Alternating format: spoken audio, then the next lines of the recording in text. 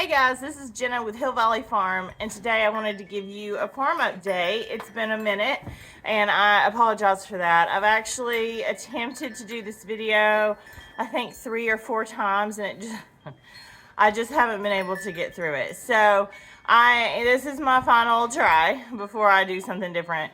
But I did want to let you guys know, we've got some updates, some big stuff, and farm life, it can bring you great joy, and it can also bring you great sadness. It can bring you new life, and it can bring you loss. And so we've had a lot of new life here. It's been awesome. We've had, I think, 13 kids born, and several of them have already gone to their new homes, and one is waiting their new home, and I have like 4 more to sell. And that's just the kids. We have decided to let go of a couple of the adult does and also an adult buck. And so I'll let you guys in on that. But that's not today what this video is about. It's really about the updates that have happened. And one of those things that happened was on February 28th of this year, 2024, I decided to put Irma down. And that is Corey's Fancy Tea Irma. 2-star M, VEEV 87. She was scored at the age of 7 years old. And she just had a single on her at the time. And so that was a really good score for Irma. But Irma was known around here as the girl that you wanted to be in milk when kidding season started. She was an amazing producer, and we would not be where we are today if we didn't ever go get Irma. Irma is she has a fantastic story. She was born actually just up the hill from us, at my mentor's farm, and I love her breeder. And she ended up selling Irma to another amazing herd, which is actually the herd where Lily came from. And from there, they made some, just like we are right now, we're making some cuts to make some room. They made some cuts, and Irma and Lily went together to this farm just south of Cincinnati. And that is where we got Lily and Irma and Hiram from. So it was kind of cool to bring them back home to Tennessee.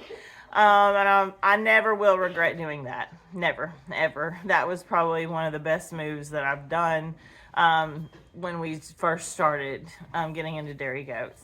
But, I shared with you guys back in the fall. Sorry, camera issues. I don't have a cameraman today. He's at school. But she was hit with barber pole in August and then again in September. And our treatment was very successful, very effective, very, according to my fecals that I ran, because I do run my own fecals now. And it was not the lack of treatment, it was what the barber pole did to her system in the end. She was doing really well. Like, she was getting better, gaining weight, and then the barber pole didn't come back. Like, this was, this couple weeks, like mid-February, really the beginning of February. We had to treat the herd, and I had been watching her and noticing she wasn't eating like she had been. But I needed to treat the herd for lice, because that's just what happens. And lice are specific to the goats. They don't go to humans, so we're not in any, we don't have issues there. But, it's just a common thing that happens if you have goats. And the time of year that it can be in their bedding, it can, so we just treat the whole herd, because if 1 or 3 has it, they all have it. So we treated the herd, but to do that, we have to weigh them. And I weighed Irma, and she had lost some more weight. And I knew she wasn't eating. And I also knew it wasn't just that she wasn't eating as much, it was that she wasn't eating hay. And because we would put her in at night after she would eat, and she would normally go to the hay and just, eat it. And she wouldn't. She just started laying down. And I asked Kaden, do you see a change in her eyes? Because I did. And he said, oh yeah, for about a week now. And I said, I hate that I can do that. I hate that I can see that. And he said, no, why would you hate that? That's a gift. And I get he's right. I mean, it is good to be able to read an animal and see when they're done and when they're not, you know. And we fought really hard alongside Irma for over 6 months. I mean, guys, I pulled out the big guns. I did things I never, I mean, it was a learning thing, and I kept learning, and I learned as much as I could about it. And, you know, she got better with the GI Back on Track stuff. And she got better with this iron supplement that I got from Santa Cruz. And it was just insane how much better she got, even in the way of her anemia and just everything, and her fecal counts. I mean, it was so amazing how much better she got. But at the end of the day, when a goat is done, they're done. And there's nothing you can do to stop that. And so the last very kind thing that I could do for her is to let her go peacefully. Now, to make that decision, to schedule it, and to carry it out, all those are very big beasts. And I actually had scheduled it for March 1st. And I think it was the Tuesday before, no, the Wednesday. It was the Wednesday before, the 28th. I knew she was done. And it was kind of different. I'm going to show some pictures, but you'll see Lila. Lila laid with Irma all the time. Lila became her guardian.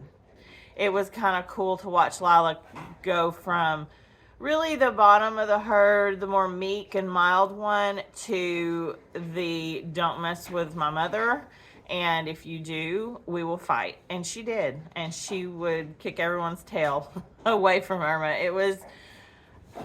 It showed me that goats, I've learned this year, and we're not even very far into the year, but I have learned this year that goats really do have the mentality of being able to think, and certain things that they do shows you they do have feelings. I mean, I knew they did, but this proved it, all of it. And there's been some other things that have happened this year that I'm like, oh, okay, yeah, you feel that, you know, like that's got you in your feelings. And so it's just amazing to see what Lila, you know, did for her mother while she was here.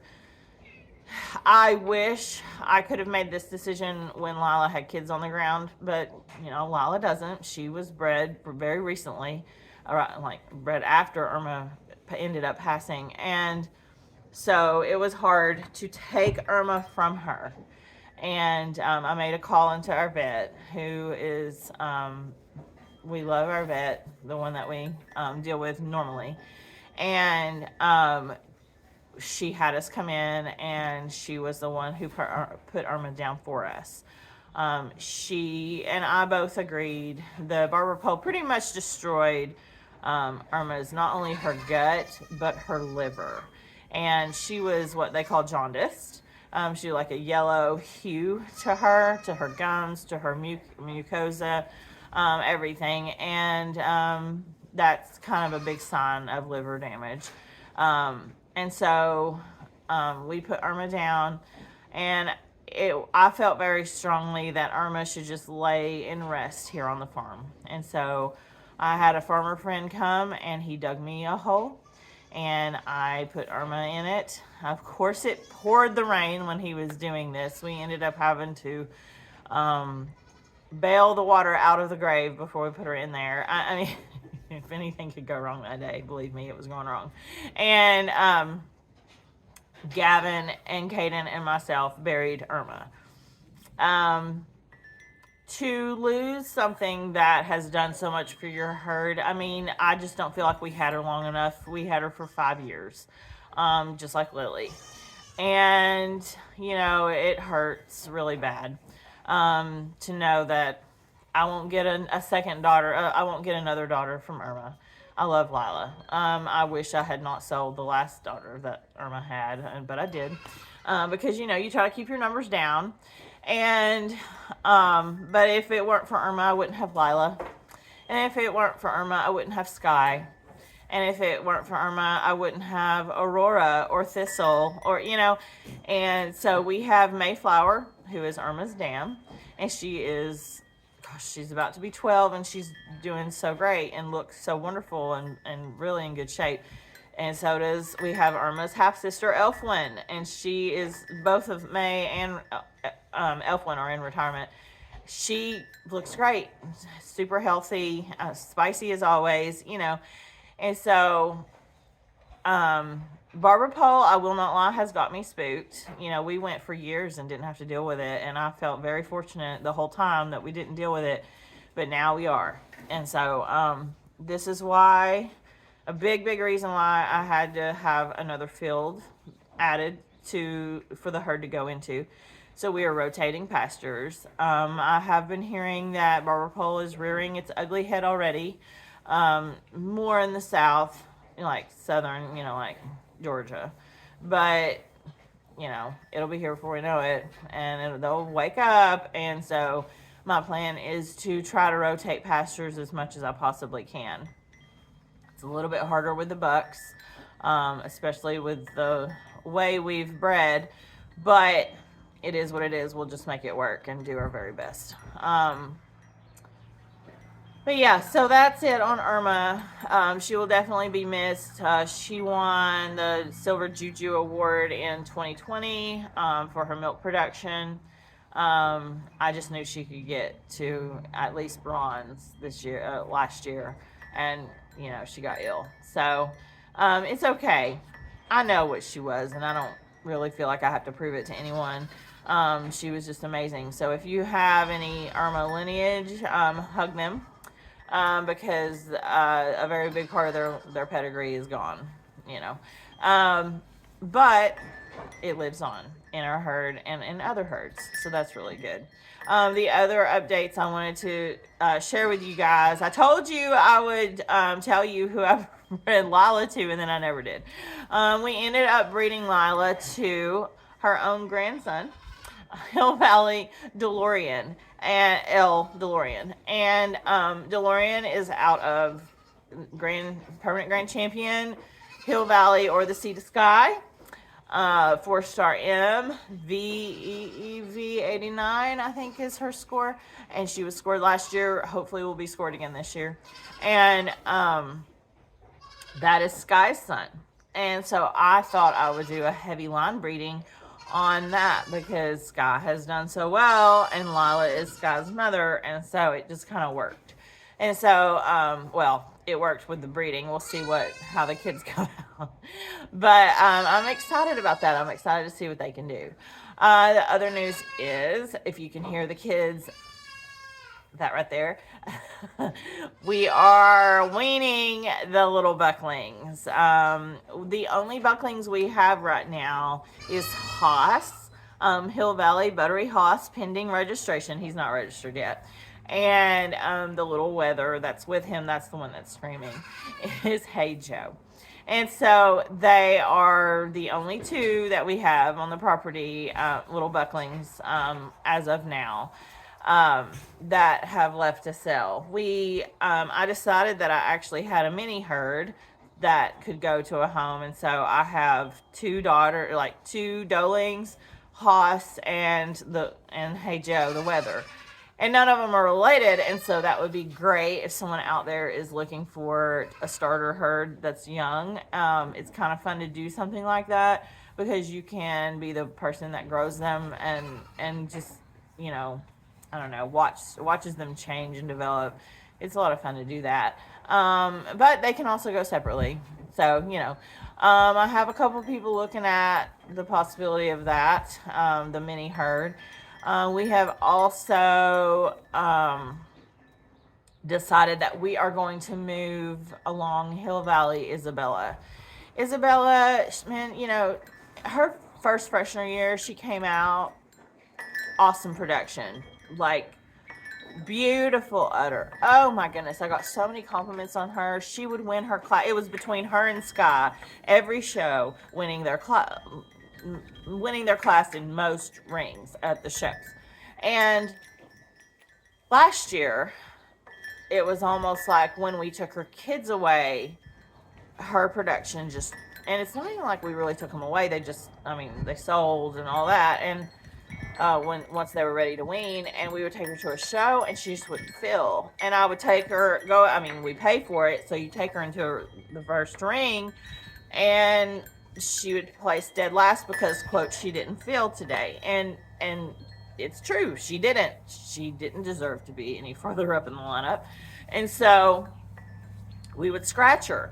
I just ended up kind of drying her off because we just couldn't show her last year. And I thought, well, it's just an off year. I don't know. I did a fecal, nothing was going on, like that anything could, and we could tell. She's always been kind of the one that didn't have quite as much production, but even as a first freshener, she did well. She got her star. She earned her milk star. So this year, she had buck doe twins, and she does have more milk this year. She does. However, it's still not like she will milk all day. Like her daily total is the equivalent of like Mirabella's morning milking when we're on test. And Mirabella's a first freshener. So I've spent 3 years on this doe waiting, and 3 years is pretty much my limit. I think that's very lenient of me. So we have decided to sell Isabella. Not an easy choice. It kind of stings because that's a Lily daughter, but she's not producing like Lily did, So we're actually retaining a daughter out of Isabella, kind of hoping it skipped a generation maybe, and her daughter will be like, produce like Lily did. We'll see. So we're keeping Hill Valley Spanish Castle Magic, and she is staying here. We call her Magic, and but Isabella is available. Now, the good things about Isabella: beautiful udder. Her sire is known for correcting udders, and Lily's udder was amazing, but Hiram made it even better with Isabella. So she has a beautiful udder that she can pass on. Very good teat placement, but also she's just a very beautiful doe. She has blue eyes, if that's something you're into, and she throws beautiful kids. And 9 times out of 10, all our kids are blue-eyed. And if they're not all, the majority are. And like this year, they're both blue-eyed. And last year, I'm pretty sure they were all blue-eyed. I think they've always been blue-eyed. But I can't sit here and guarantee it for you, but that's what I've seen the last 3 years. So she throws really pretty animals. So she would probably make a good brood doe. If you're looking to add some really pretty flashiness to your herd. She's a really pretty roan gold is what she is. And so she's beautiful. So that's Isabella. We have also made the decision to move along Primrose Hill, M. Archimedes, Star B. He is a 2-year-old, about to be 2-year-old buck, and he'll be 2 in 2 or 3 days. And he throws some really pretty kids, really correct kids. If you need a rump fixer, he's your guy. But I really just don't have a need for him here any longer. I have a son of his that's out of Faline, and I kind of feel like he just looks a little better. So I'm going to hold on to that son. And we have a big announcement coming up about the buck field very soon.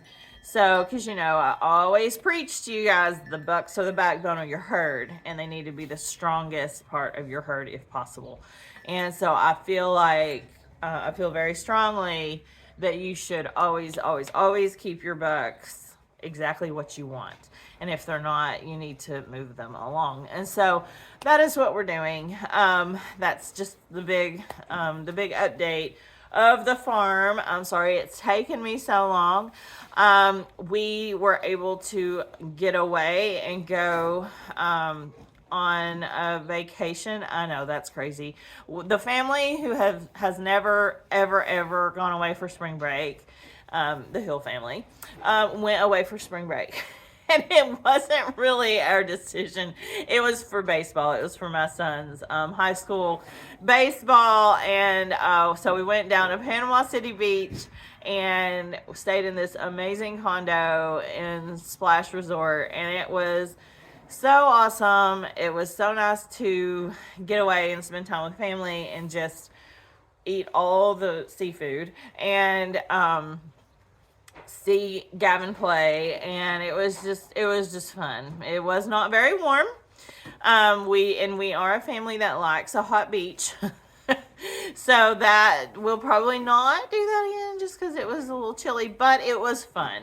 And I'm happy that we got to get away because, I mean, getting away, a goat breeder, getting away in the middle of kidding season, which, I mean, it's not like we bred for March. We normally do breed very heavily for spring break. So I'm glad I didn't do that. But we had my mentor and my dad holding the fort down, and it worked, and we're so grateful to them for doing that. It's a big deal. It's a lot of work, running this farm. And we've not just got the goats, we've got dogs, we've got the poultry, we've got the peafowl, we've got the turkeys. It's just, there's a lot, and that is not lost on me. So I'm very grateful that we got to do that. So you'll see some pictures of that as well. And we are just kind of getting ready for the, May. It's a month away. Actually, as of yesterday, we're a month away from the first one in May being due. And that's Dicey. Dicey is due May 2nd, and she's starting to really show. She's not big, kind of like Maddie was, So I expect maybe twins. Hopefully twins, not a single. And I'm really excited to see her udder. She's one of the ones that I'm just thrilled about. And then we've got 6 total due in 7 days at the beginning of May. I am hoping that we're done by May 9th, but we'll see. I really do hope we are, but we'll see. Anyways, so you'll want to, if you're not already subscribe to the channel and hit the notification bell, because you won't want to miss when the kids start getting born. Of course, I'll try to do a video before then, but it's kind of crazy around here, and it's busy. It's baseball season, and it's the last baseball season. And so I'm just trying to soak up every moment I can watching my kid play and enjoy it as much as I can, because it will soon be over. It's a very fast season. And we're just enjoying watching these bellies grow on these kids. I'm sitting here right now looking at Sky, and she is looking rather large. Alice is as well. Alice is probably the biggest. I made a reel, if you follow us on social media, and I put it on Facebook and Instagram. It's really cute. So if you haven't already, definitely check that out. So thank you guys so much for watching, and give us a thumbs up. It helps us more than you know. And until we see you guys, I hope you have an awesome Goat Field day.